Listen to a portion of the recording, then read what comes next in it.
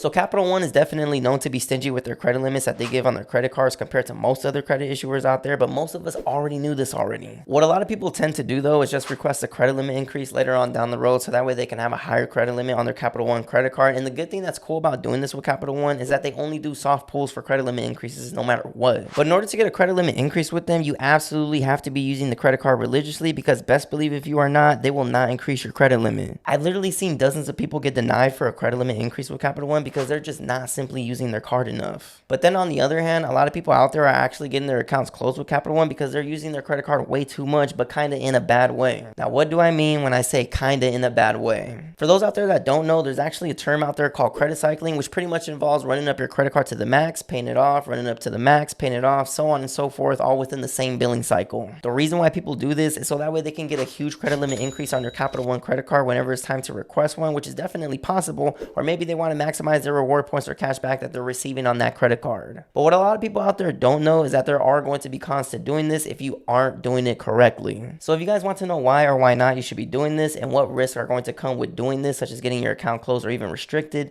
then make sure to watch this video all the way to the end, so that way you, sir or ma'am, do not miss out on any good financial information that can help you out. If you're already subscribed, then welcome back. But if you guys are new to my channel, my name is Ismael Sandiford, and you are now watching Just Money, where we talk about financial related topics such as personal and business credit, real estate, and other financial related topics. So if that's something you're into, then you're probably going to want to consider subscribing. But without further ado, let's get into today's video. So for those out there who aren't familiar with the term credit cycling, this is a tactic that most credit enthusiasts out there use, so that way they can leverage higher limits on their credit cards or even get more reward points and benefits and things and such. And again, credit cycling simply means when you're maxing out your credit card multiple times during one billing cycle and paying it off multiple times a month over and over again. Now really credit card companies don't like when you guys do this, because you're quote unquote playing the system and taking advantage of all the points and benefits that they're offering you, and you're not really giving anything back to them, so that's why they're upset. Now you guys could credit cycle. This is something that you guys can definitely do, but if you guys are going to do this, you just have to watch out how you do this, because if you guys are going to do it in a way that seems like any kind of fraud or abuse is happening, then Capital One is definitely going to flag your account, which is then going to cause it to be restricted or even worse, closed.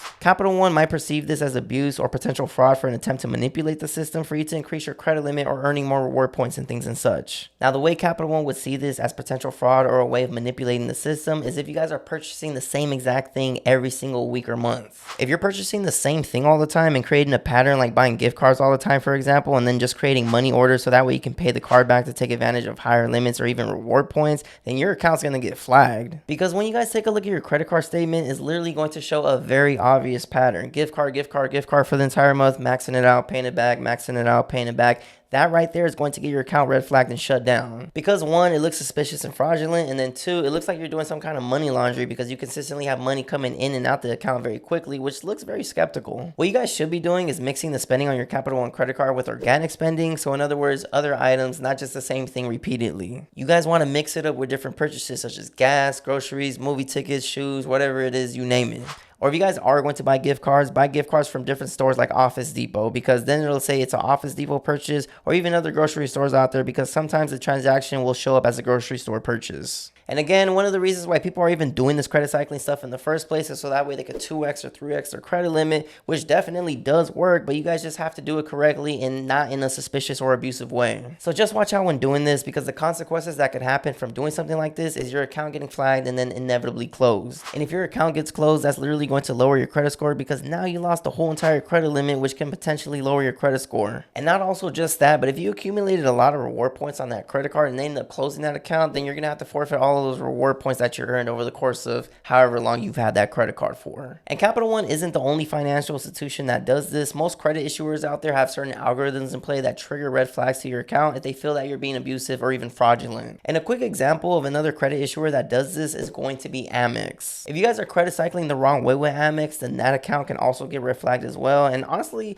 I feel like Amex is even stricter. That's why Amex has something called the once per lifetime rule on their welcome bonuses on their credit cards, which pretty much states that you can only get the welcome bonus on their credit cards once per lifetime. Because best believe, if that wasn't a rule, a lot of people out there would be taking advantage of this because of their membership reward points and opening and closing credit cards all the time. Now, I'm not saying don't max out your credit card and fully pay it back immediately, because you definitely need to do that in order to get a credit limit increase with Capital One. All I'm saying is to diversify the spending that you guys are doing with your Capital One credit card, because if you guys don't and you're purchasing the same thing all the time, that right there is going to put your account at risk. But that's going to wrap it up for today's video, guys. I hope you guys found value in any of this information as always. And by the way, if you guys have any derogatory items on your credit report, like late payments, charge-offs, collections, bankruptcy, student loans, whatever it is, and you've been working with somebody who couldn't get those items off for you, send an email to my business email, justmoneyish@gmail.com, saying credit repair, because I have an amazing credit repair person that I personally work with that can definitely help you guys out. And also really quick, if you guys are looking to get funding for your business, like anywhere from $50,000 all the way to $150,000 plus in capital, so that way you guys can actually scale and grow your business,